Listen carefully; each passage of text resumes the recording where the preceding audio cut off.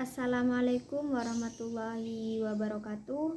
Perkenalkan, nama saya Siti Mutmainah dari Prodi Akuntansi Syariah kelas C, NIM 21383042111. Di sini saya akan menjelaskan review jurnal Tasawuf Akhlaki menurut Al-Quran atau pendekatan tafsir sufistik menuju akhlak mulia.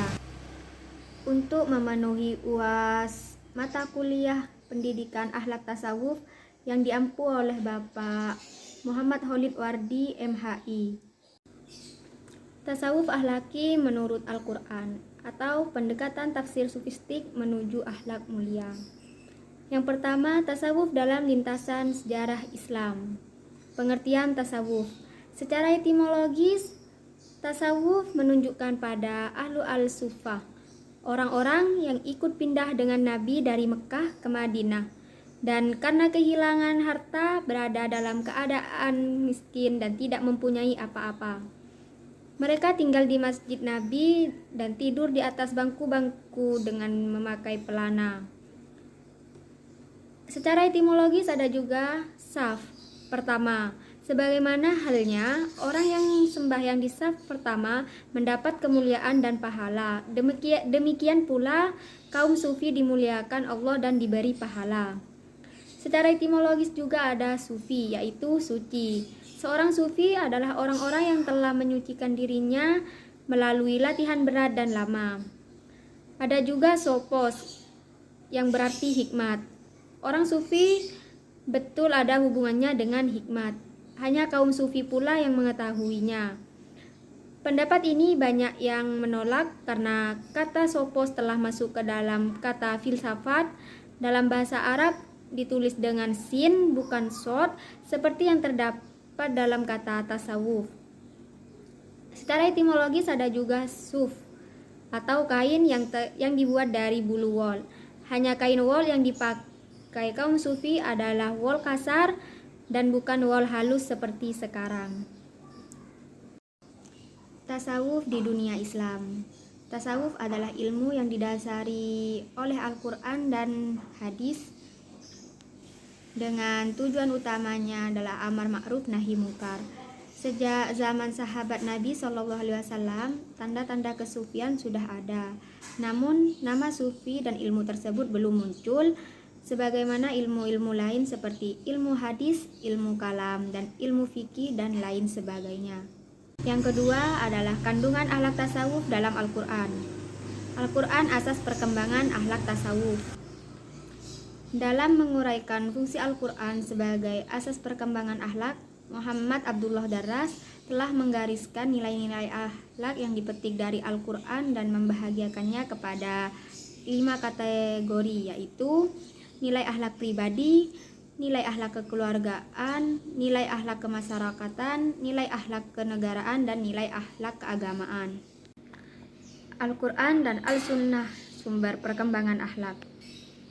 Secara asasnya, sumber-sumber utama bagi akhlak Islam itu diambil dari 2 asas utama Islam itu sendiri, yaitu Al-Quran dan Al-Sunnah.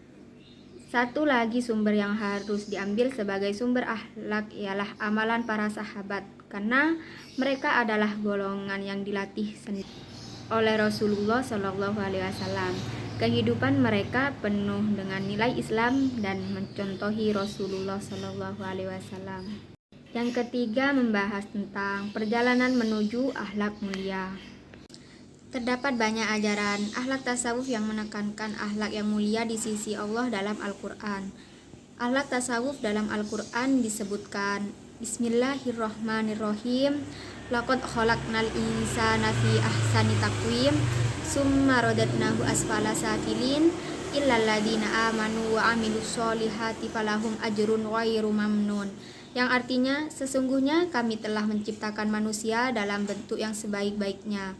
Kemudian kami kembalikan dia ke tempat yang serendah-rendahnya, kecuali orang-orang yang beriman dan mengerjakan amal soleh, maka bagi mereka pahala yang tiada putus-putusnya.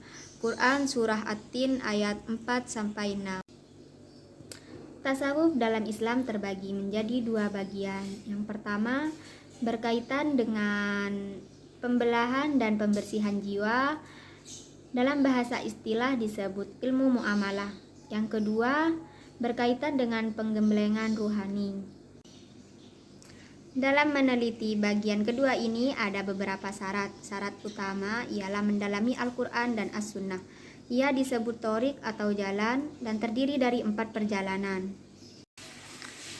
Pertama, perjalanan gerak amaliyah atau lahir, yaitu perjalanan ibadah dan berpaling dari gemerlap dunia, membersihkan diri dari daya tarik dunia, dan menyendiri atau uzlah untuk beribadah, zikir dan istighfar, serta selalu melaksanakan kewajiban yang menjadi tanggung jawabnya. Kedua, perjalanan amaliyah batin, dan senantiasa menelitinya dengan memurnikan akhlak, menyucikan hati, menyucikan ruh, mengintai dan menekankan nafsu, berhias dengan akhlak dan sifat-sifat yang suci, serta perilaku yang senantiasa memancarkan dari Nur Muhammad. Ketiga, perjalanan penggemblengan dan training jiwa. Keempat, menuju fana yang sempurna, yaitu dengan sampailah ruh kepada tingkat menyaksikan Allah dengan sebenarnya. Perjalanan ini perjalanan yang sangat berbahaya. Pernah seorang sufi kehilangan keseimbangannya, kehilangan ingatan, dan akhirnya terjerumus kepada kondisi yang memang sudah menjadi suratan takdir. Adapun bagi mereka yang telah sampai dan berhasil bertahan di sana, sungguh dia telah memperoleh kemantapan beribadah, penyaksian yang luhur, kenyenyakan yang melelapkan jiwa, dan tentram dan menguasai alam. Dapat disimpulkan bahwa tasawuf dan mempelajari ilmu tasawuf manusia akan lebih dekat dengan Allah, sehingga menjadikan manusia berbudi luhur yang baik. Inti tasawuf adalah beribadah langsung kepada Allah sedekat-dekatnya dan kesadaran akan adanya komunikasi dan dialog antara roh manusia dengan Tuhan. Kesadaran berada dekat dengan Tuhan dapat mengambil bentuk ittihad bersatu dengan Tuhan. Sedangkan untuk di kalangan masyarakat, tasawuf juga memberikan peranan penting untuk mendidik akhlak terhadap sesama manusia, untuk menjadikan masyarakat yang sejahtera. Karena dari itu perlu tekankan dalam pendidikan di Indonesia tentang bagaimana sikap atau attitude atau akhlak seorang murid bukan hanya terpaku pada aspek pengetahuan atau kemampuannya saja, supaya pendidikan di Indonesia ini menjadi lebih berkarakter dan bermoral, serta kemudian menjadikan masyarakat yang sejahtera. Mungkin itu saja penjelasan dari saya, kurang lebihnya saya mohon maaf. Wabillahi taufiq wal hidayah. Assalamualaikum warahmatullahi wabarakatuh.